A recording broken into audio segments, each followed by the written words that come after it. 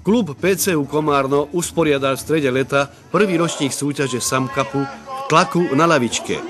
V silovom trojboji sa súťaží v 3 disciplínach, ale teraz si pretekári zmerali sily len v jednej disciplíne. Na medzinárodnej súťaži okrem domácich sa predstavila aktuálna špička slovenských pretekárov a siláci z Maďarska, Rakúska a Srbska. V 7 váhových kategóriách súťažilo 34 pretekárov a medzi nimi i 2 pretekárky nežného pohlavia.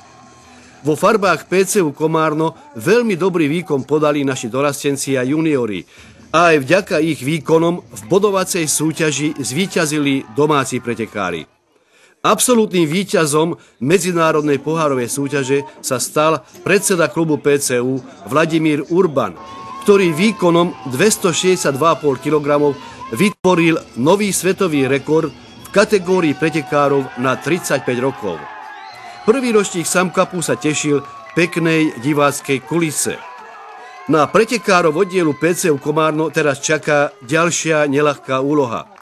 Koncom septembra Slovensko, konkrétne mesto Trnava, je organizátorom majstrovstiev sveta v silovom trojboji. Členovia klubu sú v plnej príprave a sú odhodlaní dobre zabojovať. Všetkým pretekárom klubu PCU želáme veľa úspechov.